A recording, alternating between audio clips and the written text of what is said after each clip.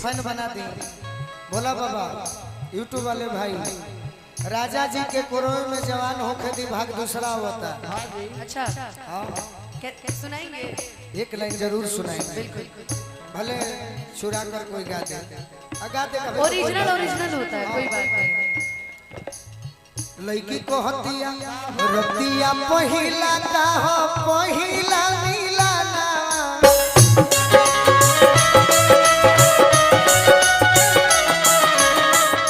भाग से भेटाइल बड़े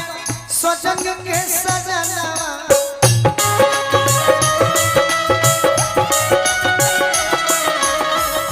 सैया संगे से जिया के सुखा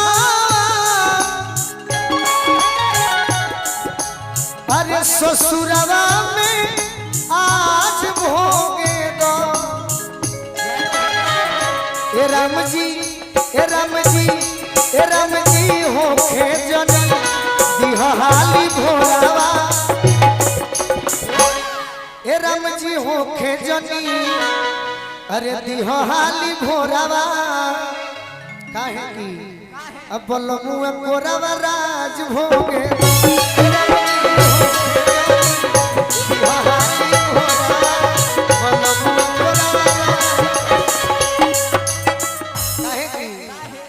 आज ले तो भइल रहे फरके से बतिया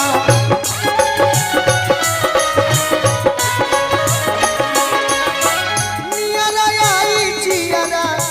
जुड़ाई जाई छतिया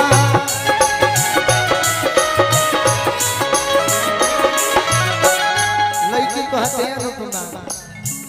भोरे भोरे पापा के पलंगिया जवनिया मसाज हो खेगा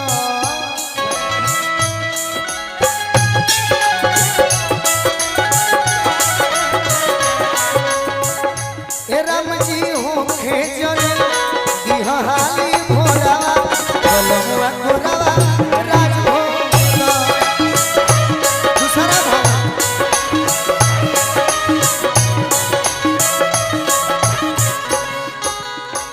समाज कोई भी हो के अनुपमा निसार जी आई निसार जी से हम कहनी है निसार जी यही गाँव के एगो लड़का हुए मुस्लिम समाज के हुए लेकिन बड़ी सुंदर गीत लिखे ले बड़ी सुंदर और सब इनका के आशीर्वाद दी हम इनकर गीत कुछ दिन में गावे वाला बानी अनुपमा के भी लिखी कैसे कि हम चाहता नहीं ऐसे कि अनुपमा के और हमारा के स्टेज से जाना जाला हम जब से एल्बम गाओ तनी तब से एल्बम में हमारा बड़ी प्रेम मिलता तो हम चाहते नहीं कि हमारा अनुपमा भी एल्बम में भी आगे रहो ये मेरा योगदान बाकी गीतकार लोग बा लेकिन रार योगदान जरूर चाहिए बड़ी सुंदर लिखो यार निसार भाई के स्वागत बा ए राम जी हो खेजनी दिहाली भोरावा बोलमुआ कोरावा राज भोगे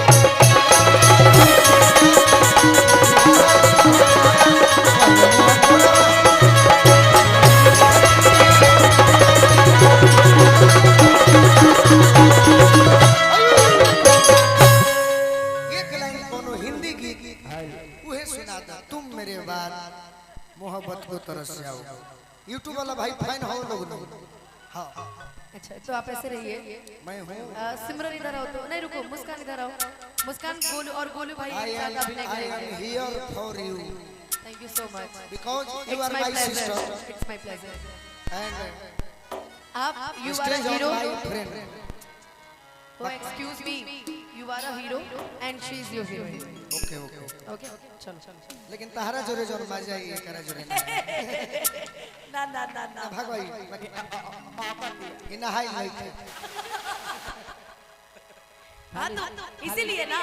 हिले ले आई हसेंट गमक बराजा जी ये आपके लिए बोल रहे हैं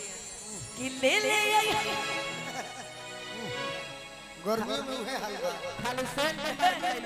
ओ मजा से मौत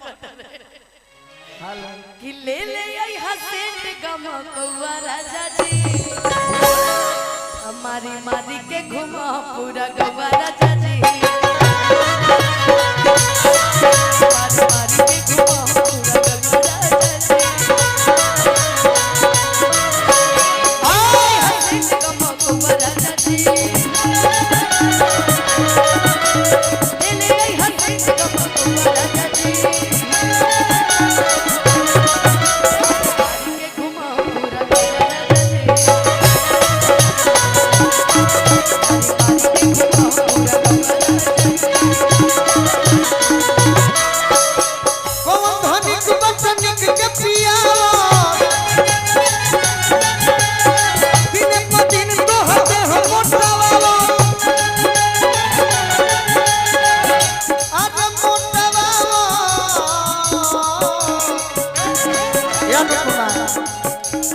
पी के सिरफ बोला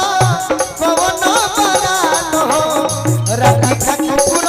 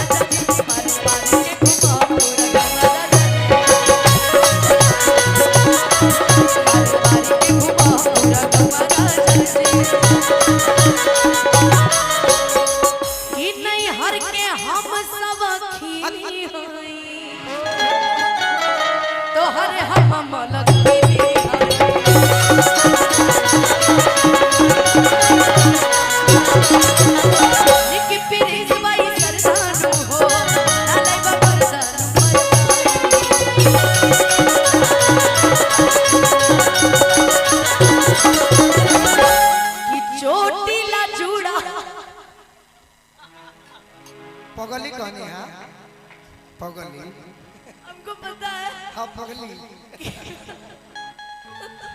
जब मारो तरुआ थोड़ा ही तो फुट फुट किनारे कि चोटीला जुड़ा लटक राजा जी मारो ये था का रही तो फुटिए न जाई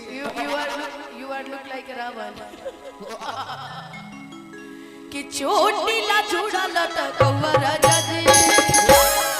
कि ले ले आई हसेंट गमक राजा जी हमारी मारी के घुमा पूरा गवा राजा जी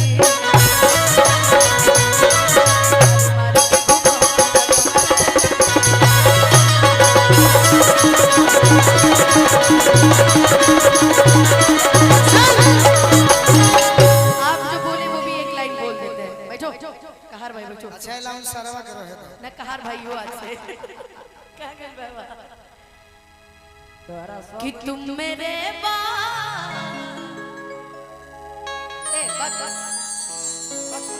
लौट जा उफ ये प्यार हाउ दो क्या करिएगा जिंदगी में बहुत माहौल बदल रहा है पता है। मुझे तुमसे प्यार नहीं मैं तुम्हें छोड़कर जा रहा हूँ अगर तुम गायिका अच्छी हो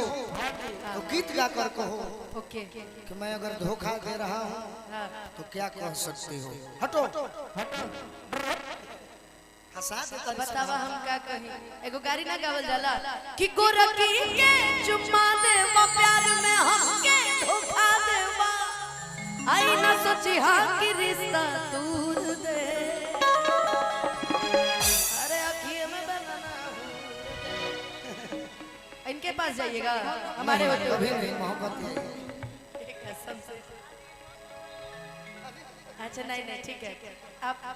नहीं आप लोग एक साथ नहीं अच्छे लग रहे हैं। कहते हैं ना एक लाइन बड़ी अच्छी थी कि जिस चीज से दर्द मिले क्यों बार बार करता है ख्याल कर साडा दिल लोहे दाता नहीं हिंदी का सजना हिंदी में लड़ाई हो जाए। दिल लोहे दाता नहीं सजना कि बहते हैं ना आंसू मेरे बहते हैं ना जब वो हमसे कहते हैं ना दोस्त बन के रहते कि तेरे नाम का दीवाना तेरे घर को ढूंढता है। तेरे नाम का दीवाना तेरे घर को ढूंढता है। जिस नजर पे दिल फिदा है जिस नजर पे दिल फिदा है उस नजर को ढूंढता है। तेरे नाम का दीवाना तेरे घर को आवाज दे। कि सुनो ऐ दीवाने सही पहचाने ये चंपा चमेली ये नहीं हो। अरे ये मेरा गाना है ये भी मेरा गाना मैंने सुना था। चुप रहो ना अरे कलियाल बेली रुकिए रुकिए सारे गामा से मेरा गाना आया था मेरा और बिक्कू जी का सारे कि सुनो वह दीवाने सही पहचाने मेरी ये जवानी बड़ी ब्यूटीफुल